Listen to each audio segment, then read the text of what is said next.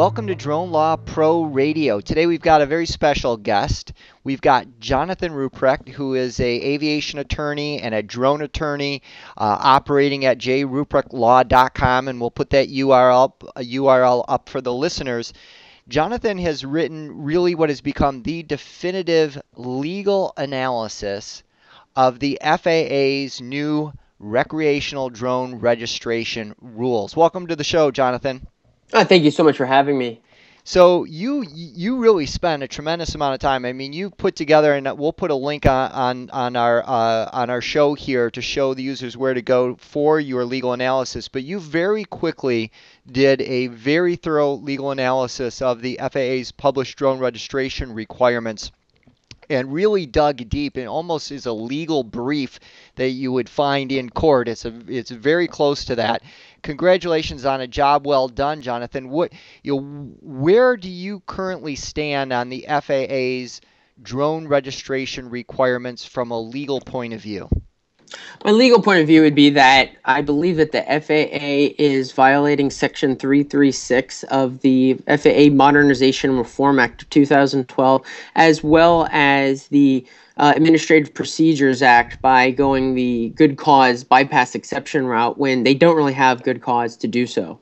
Right. So essentially, what the FAA has done is said, on a quote-unquote emergency basis, because Christmas drones are about to take flight into the national airspace, we have to, on this emergency rush basis, come up with a registration requirement for recreational drones. Now, leaving aside the fact that Christmas comes the same day every year, and this could not have been a surprise to them, we also have Section 336 of the FAA Modernization and Reform Act of 2012. Tell the listeners essentially what that Section 336 provision states.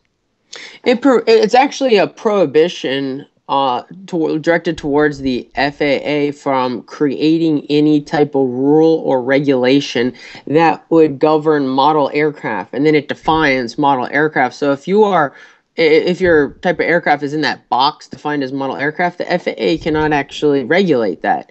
That's what they're prohibited by Congress from doing so, and that just pretty much directly contradicts exactly what the FAA here is doing here by requiring people who do fall into that definition of model aircraft to register their aircraft.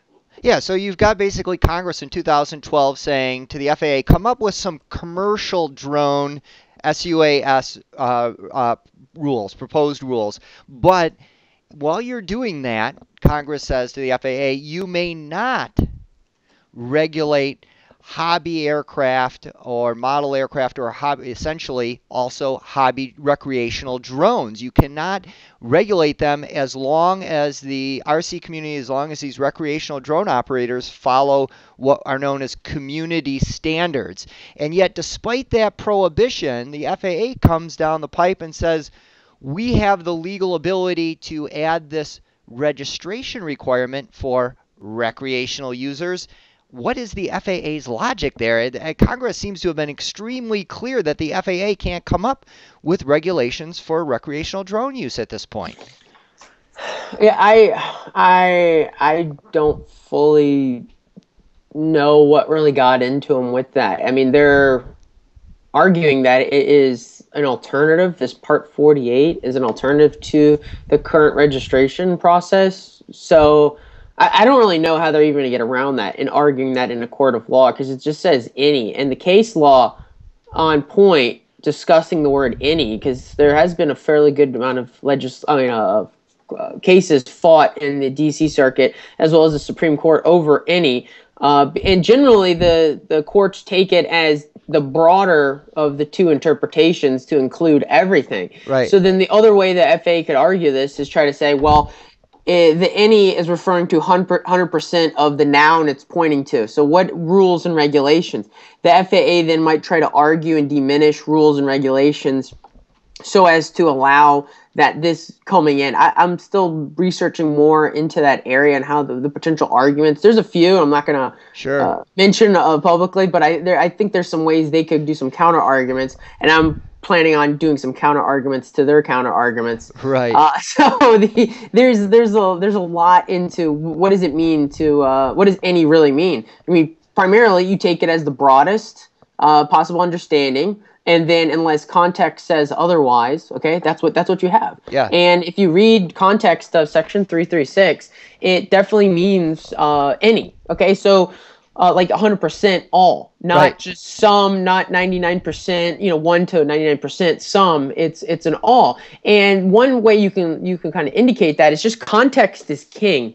If you go down to subsection C of 336, it says, notwithstanding this provision, that the FAA still has the power to actually go after a model aircraft operator who's endangering the safety of the national airspace system. So that only makes sense in light of A meaning 100%, right? Yeah, exactly. There's no way you can square those two provisions under the FAA's interpretation. Right. It wouldn't make sense for them up atop saying, but by taking the FAA's understanding of it and saying, oh yeah, we pretty much. I don't even know what that any really or regulation is even really prohibiting up there. The FAA is going to have to come up with some interesting interpretation of that.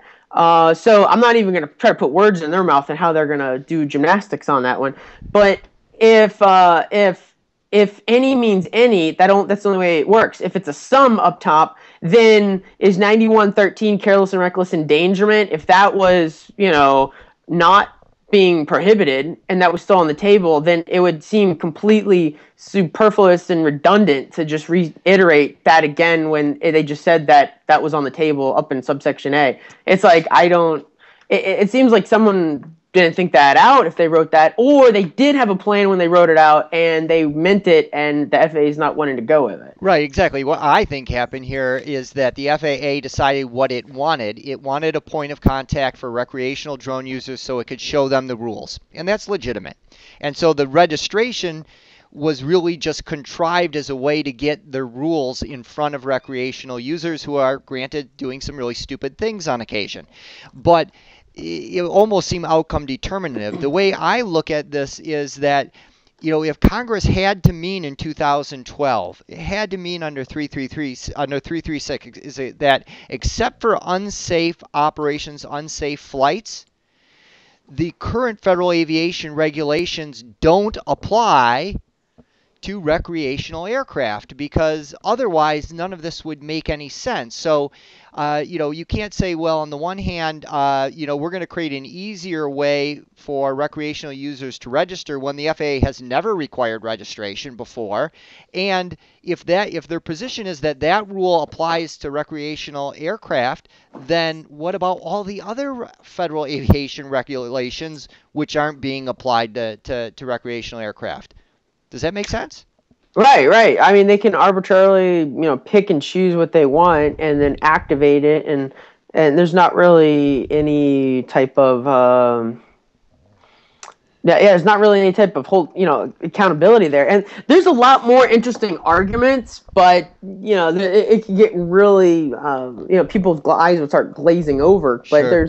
the FAA is going to have some fun time dealing in this area, because the administrative law area, and I'm actually very thankful I wrote the chapter to the ABA book on this whole topic. That's how I knew it fairly well and had a lot of that stuff right on hand, because I wrote the chapter on that. Sure, Jonathan, let's talk rulemaking. So the other piece of the puzzle here is, even if somehow they could get from point A to point B, the way that they got there was not the standard notice of proposed rulemaking process. They used this sort of emergency situation that somehow arose because Christmas is on December 25th in order to shove this rule down in, and they did it faster than they've ever done anything in the history of the FAA. A couple of months they pulled this off. Tell us a little bit about the problems with the process they followed under the Administrative Procedures Act. Sure. The general overall process summed up would be that the administrative agency is going to come up with some type of proposed regulations. They're going to publish them in the Federal Register. They're going to give the public so much time to comment on it. Then the comment period is going to close. The agency is going to review those comments, take them into account, retool their regulations accordingly. You just can't ignore all the comments. You actually have to take into account if you want them to survive a potential judicial review later on. And then they're going to publish them again. Now, that's the real simple process, but there are like a million little steps in between there because you have to actually coordinate with all of the different administrative agencies that are, because you have the DOT involved, Office of Information Regulatory Affairs, Office of Management and Budget. You also have a bunch of executive orders, Executive Order 12866. There's another one.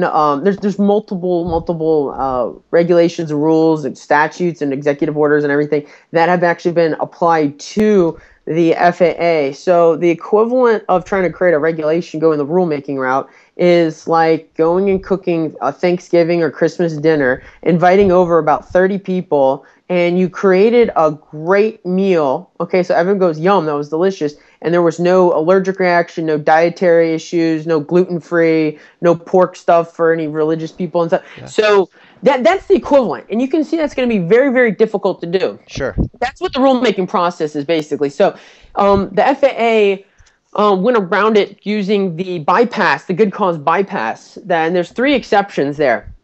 If it's impracticable, it's unnecessary, or contrary to public interest. Those are the 3 specific ways to kind of get out of that. No, impracticability, that's primarily going to be, and it's an emergency. So think of 911. If you were to call 911, they would send cops in to get the situation under control and then ask questions later. Not, let's convene a task force, let's let them work on it, let's let them propose stuff to us. Now let's figure it out.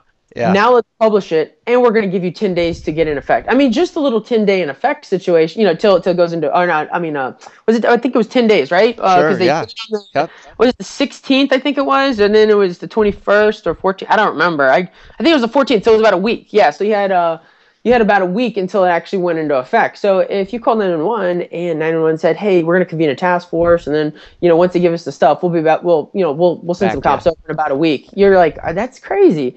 Emergency means like immediate. So an impracticability situation is they would quickly, like, if you will, almost knee-jerk reaction, just control the situation by creating some regulations. Like, nobody can do this at all, period, until you do this. Not, okay, everybody that has previously used an aircraft, recreationally, you now have till February the 19th to actually register your aircraft. It's like, I thought this was an emergency. Right. Why are you? That doesn't make any sense. Like, it would have had to been an immediate emergency, getting the situation under control. That was built in. It makes sense. And I do understand the FAA's point of view. Just if we just step over into their shoes and say, well, yeah, we're going to have a whole bunch of kids getting drones on Christmas morning, and they're going to be flying these things out, and they have no clue what they're doing. Yeah, I can see there's going to be a really rapid influx of drones, but it also goes back to, well, you knew Christmas was coming up on December the 25th. This is not really an emergency based upon something popping up that was unforeseen, such as if you go into like studying airworthiness directives, which are the equivalent of this. They actually can go the good cause exception bypass route. Those are more like emergency rules created to quickly remedy a certain type of mechanical failure. Let's say the NTSB and FAA got a bunch of info on a Bell helicopter that was having a lot of really bad oil leaks, and it would cause a crash. We got like 2 or 3 crashes that just happened within the last month. Boom. Quickly issue out an airworthiness directive telling everybody with that similar type of aircraft, you must check for this or something like that. Get it under control. So the FAA had an interesting argument there, but the December the 25th has always been there, and it seems to be much more an emergency created by lack of planning rather than some unforeseen situation. So the courts have actually ruled in one of the cases that I cited that, we don't even know what they said, that we don't know what was the FAA's, reasoning behind their inactivity, but your lack of actually doing something does not then constitute an emergency. Right. That somehow gets around this, because it's bad public policy to allow this, because what you could in essence have effect here is you can have a bunch of administrative agencies that wait till the last second and then just go, oh, we don't have actually time to go the rulemaking route. Yeah. And so you basically would foster people shelving this stuff until the last second to go the good cause exception route. So it's definitely not impracticable. Secondly, the FAA is arguing it's unnecessary. Unnecessary is going to be primarily stuff where nobody has any issues with, Yeah. like if you're changing little things of grammar from maybe a singular to a plural, or adding a comma, or maybe using another word if there was a typo. Like, nobody cares about that. They understand what it says, but it's not going to actually really very much substantively change the whole thing. So Sure. you can just directly change that. And the last one is contrary to the public interest, where the information, if it gets out, could potentially harm the public, where the harm caused to the public by the information getting out is greater than it outweighs the benefit to the public by being involved in the rulemaking process. It's kind of like a balancing scale. Sure. And so that would be primarily along the lines of, let's say go back to 2008, okay, when we had the financial crisis and Sure. stuff like that. Let's say SEC was trying to create some regulations on something that were going to, if the information got out, was going to stifle, if not undo, a lot of the recovery effort that the Fed and the SEC and everybody were working towards getting. So they would then argue that it's completely contrary to the public interest to actually let this information out, because it would actually harm everybody more than actually benefit everybody. So you got to look at, those are the three exceptions. Sure. Does this immediate drone registration stuff actually fall in to one of those? The impracticability one is the only one they could come close to. And even then, it's their lack of inactivity does not create an emergency to go the good cause, bypass route. Bypass. And Jonathan, it seems like they really box themselves in, because they're making the argument that that Section 336 doesn't preclude them from doing this, because it's not a new regulation, right? So if it's not a new regulation, then they don't have to go through rulemaking, right? So they've used this kind of bootstrap circular argument to get to a place they clearly wanted to get, which is recreational drone registration, which fundamentally I don't necessarily have a problem with, as long as it's done correctly and legitimately. Yeah, I think, most people are they just want it to be legitimate. I mean, I think the overall story that, or I guess the slogan, or whatever you want to call it, the for the drone community should be like, well, this isn't us versus the FAA. This is really, we all need to follow the law. I think that is really what everyone needs to agree upon, because not only does Congress has given the FAA certain tasks to control the national airspace, to ensure safety and people and stuff like that. And so this isn't just like we're going to knee-jerk reaction against the FAA on everything. It's that Congress gave them laws to follow, and they didn't follow them. And so it's really, we need to follow the law. That's really what the message is. Sure, I agree. And Jonathan, one of the things that you and I talked about earlier, which I think is really kind of the big picture here, is what are the potential long-term impacts of what the FAA has done here? Let's just assume that drone registration is a good idea and whatever, but the way that they went about it may undermine their legitimacy. And tell me what your thoughts are on that issue, and what you think may be the long-term consequences of how the FAA went about this recreational drone registration. Well, I think one, it's going to give them a black eye, because I think they're going to lose. If there's a challenge, and there's a couple different ways the challenges could happen, an interest groups, or if somebody gets an enforcement action against them, then their defense attorney could definitely, raise a saying that it was an illegally created regulation, therefore you can't actually charge my client. So it's going to get challenged at some point. And I think there's a really high probability that the FAA will lose, and that'll set them back, and then they're going to have to kind of recreate this whole thing and do it all over again, and it's going to be a lot of wasted time. And they're just going to be fumbling a lot, and I think it's going to just delegitimize them, and people aren't going to be saying, hey, well, let's ask the FAA because they're competent. They're going to be going, well, those bozos can't even follow the law. Why would I want to go to them? And then people, instead of actually going to the FAA so the FAA can give them education and guidance, they're going to be running away and going to YouTube, to a bunch of people who probably done nothing more than run a hobby shop, who know very little about National Airspace System or anything, but think they're very competent to actually do something because they own a drone and they've flown it and haven't crashed it for a month. Right. So it's a really bad situation, because the FAA is primary. How they're actually ensuring safety of the airspace is it's you educate people, and then if they don't really want to comply, then you actually go to an enforcement. Sure. So if you are looking like you don't know what in the world you're doing, people aren't going to be coming to you asking for advice and to be educated, because they're going to be like, well, you don't even know what you're doing. Like, right. and here's the thing, that's the DC guys that are doing this. Now the local FSDOs at the local at the local level, your Flight Standards District Office, a lot of those guys are very smart, intelligent people, but people aren't going to be kind of differentiating between everywhere else at FAA and then the DC FAA. They're just going to kind of think of it as a giant overall whole. Right. And I think that's, I think people should think twice about lumping everybody in the FAA together, because they're definitely not. There's a lot of people in the FAA that think very like-minded with a lot of us recreational drone users, but that they're, you don't know who they are. If you start making good friends with your local FSDO Sure. inspectors and stuff, you can find out who people are. But I think that's what's going to happen. There's going to be a further polarization. No one's going to talk to them. We're going to go onto YouTube, get our info that way. Yep. And it's just going to be a festering of ignorance and a lack of any effort on anybody's part to actually reach out to the FAA, because they're a bunch of backwards people that don't know what they're doing, and they're manned aircraft pilots who know nothing about the hobby, blah blah blah, and then they'll pair everybody in the drone community, talks with everybody in the drone community, and you just parrot it around, and that's what'll happen. It'll just fester, and I think it's really sad that the situation's coming down the pike. Yeah, because really, Jonathan, again, taking even one more really big step back, what we're trying to do is integrate sUAS in the national airspace, promote commerce, and all these amazing benefits that drones can bring to bear.